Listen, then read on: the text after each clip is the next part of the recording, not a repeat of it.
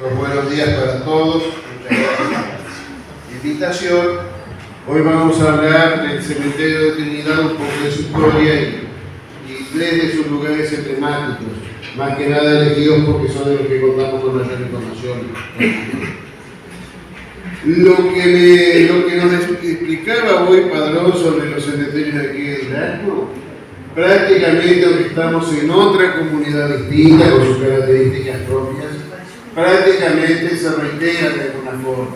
Eso que estamos viendo es una vieja foto de la Alborada de 1901 a 1902.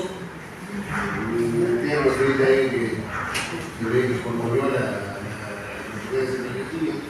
lo traje porque eso era la entrada original del cementerio. Llama la atención, ya que estamos hablando, un segundito, vamos a pasar.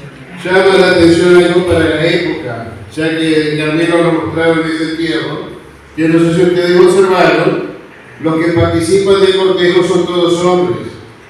Hasta bien entrado el siglo XX, las mujeres y las niñas quedaban en las casas, y los niños quedaban en las casas, iban solo hombres al cementerio.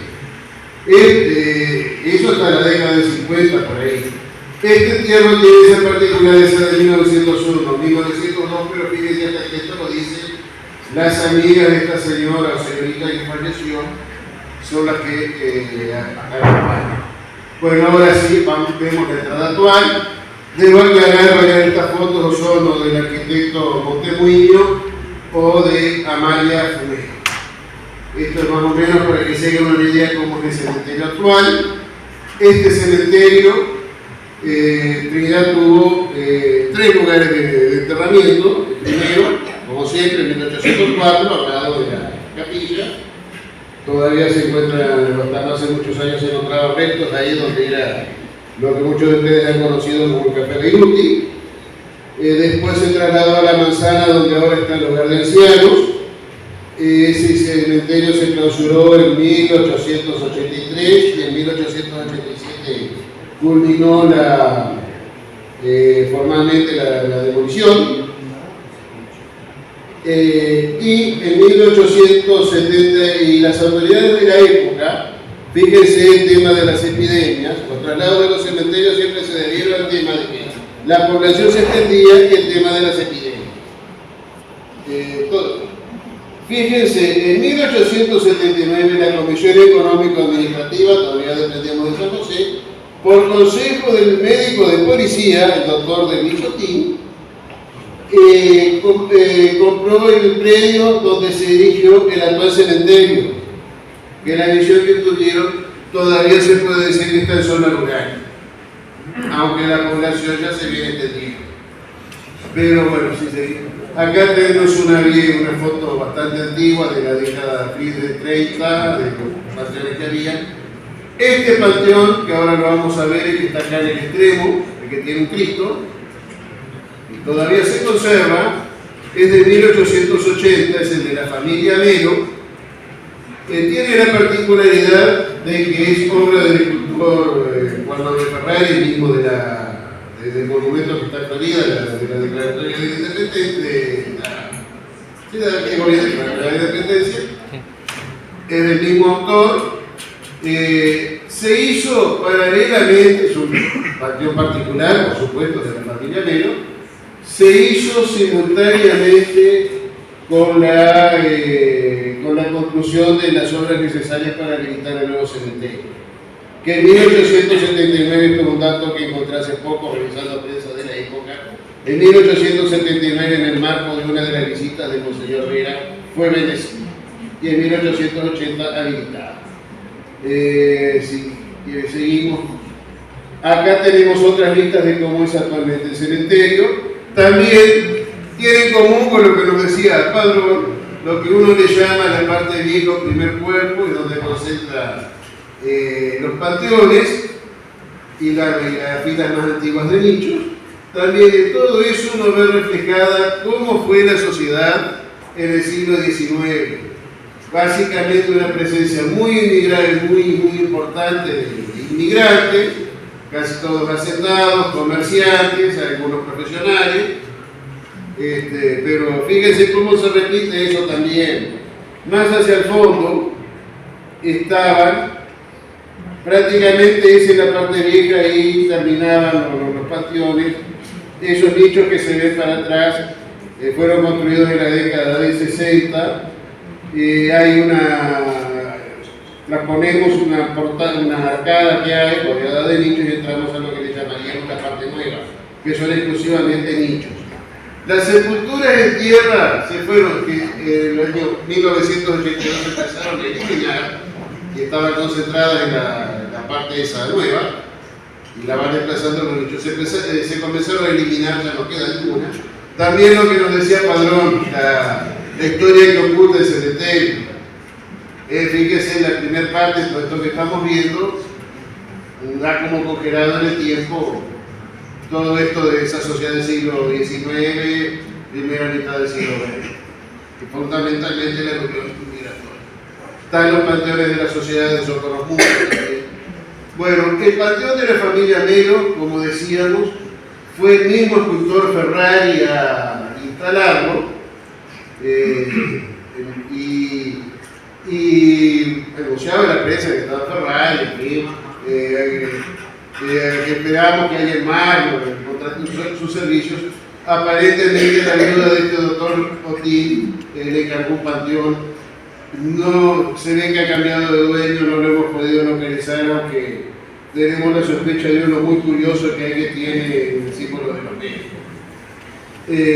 Pero no podemos afirmar que sea realmente. Como les decía, tiene también, como pasó en Montevideo, como pasó acá y como ha pasado en el 98 al 99% de las localidades del Uruguay, la primera escultura que recibió una localidad fue para el cementerio, y es el Cristo de Ferrari, como le llamamos nosotros. Un Cristo que, como ven, está mostrando el Sagrado Corazón. Sigamos, porque si no, antes que no terminar. Este otro panteón, bueno, este otro panteón que vemos, este otro lo seleccioné. En la jornada de hoy se ve que ha estado muy presente el tema de la guerra civil, y este no fue la excepción. Este panteón que ustedes ven es el panteón del Partido Nacional. Fue construido el panteón original, por decirlo de alguna forma, fue construido en 1899, estancias de Cayetano Gutiérrez, para guardar los restos de los caídos en las batallas de Tres Árboles y Cerro Largo. En 1944 se formó una comisión para su restauración, que lo dejó en este estado que ustedes ven, que se inauguró en 1945. Ahora sí se mostramos el relieve. Tiene un relieve del escultor Dardo Salguero de la Canti, que, como ustedes ven, al centro es la división cargando lanza, la división parroquial cargando lanza. En un costado vemos allí la patria, representada con el anciano que se yergue frente al joven caído, la abnegación, que es una madre que le entrega a otro de los suyos a la causa, evidentemente a un hijo. Eso en verdad supo interpretar de forma que impacta el sentimiento que tenían los blancos.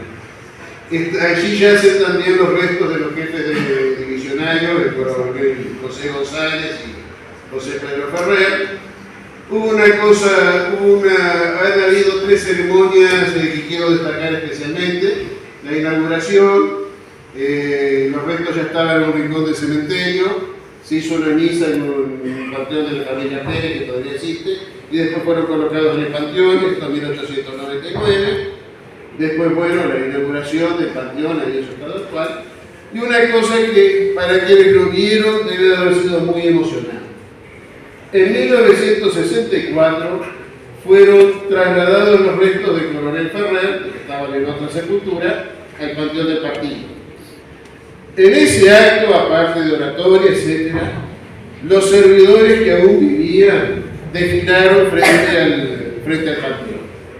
No he visto ninguna foto, pero me imagino que debe haber sido algo sumamente sí. Otra cosa que omití decir con esto, que me quedó de las sepulturas de tierra, también prueba de algo que pasaba. Hubo un intendente, Alfredo Puig, que en su primer mandato, en la década de 30, hizo una reforma muy importante en el cementerio que lo dejaron en su estado actual. Una de las cosas con las que se encontró fue que muchas veces se cavaba un lugar para una tumba en tierra, fíjense esto que quedan olvidados, y encontraban los restos de alguien que habían sido olvidados. Entonces, a raíz de eso resolvió cada tumba en tierra llevaba, y así fue mientras las hubo, una lápida de hormigón. Entonces eso hacía que esa tumba no se perdiera. El tercer lugar que vamos a hablar, ¿se acuerdan que William hoy nos habló? Todos estamos en el tema de la multitud que integra el grupo de la red de cementerios de Argentina, de lo que hace principalmente William y Soler. La capilla de la fe. Este era el antiguo urnario. Un urnario que recuerda una mastaba egipcia. Fue hecho más o menos en el año 35. Algún funcionario del cementerio me comentó una vez, no he podido hallar evidencia documental, de que originariamente fue una sala de autopsias. Posible, las autopsias ahora, desde el año 28 por lo menos, se hacen en la morgue del hospital. Pero evidentemente las dimensiones del local sugieren que puede haber sido así. Aquí lo vemos como era. Esto es una foto que acertadamente sacó el arquitecto Montemuillo cuando era un año. Vino la pandemia, el año 2020. Otro recuerdo, así como el cementerio es hijo de las pandemias, acá tenemos algo que es hijo de la última pandemia. Como ustedes recordarán, se suspendieron los operatorios públicos, restricciones varias, el cementerio siguió funcionando normalmente, pero la gente no podía ir a los entierros, todo eso que afectaba el proceso de el psicólogo Eduardo Cardarello fue quien percibió ese problema, entonces le planteó al intendente de la época, Guido Saba, de crear una capilla en un lugar donde la gente pudiera tener sus instantes de recordación. El arquitecto Villafán fue el que encontró la solución de transformar el urnario en la capilla de la fe, que lo vemos en obra. Esto fue la capilla de la fe desde la inauguración. En esta obra, para hacerla, participaron casi todos los cultos que están presentes en Trinidad. Aquí tenemos la capilla, ahora vamos a ver el interior. Estas fotos son de ecorregionales. Aquí tenemos el interior de la capilla. Como ven, es ¿cómo que se llama esto? Estos ladrillos que tienen luz, ladrillos de vidrio. Bueno, creó todo esto, todo fue hecho en la Trinidad. Las urnas que estaban allí se trasladaron a un panteón de la intendencia que no se usaba, pero que igual es un lugar decoroso. Y bueno, acá tenemos esta capilla que es multirreligiosa, como prácticamente son todos los cementerios públicos. Siempre decimos que son laicos, son secularizados en primer lugar. Son laicos, decimos, pero en realidad lo que estamos diciendo es son multirreligiosos, porque todos los cultos tienen cabida, tienen que adaptarse, por supuesto, a las normas de funcionamiento del cementerio. Bueno, no sé si me queda alguna más. Bueno, muchas gracias por vuestra atención.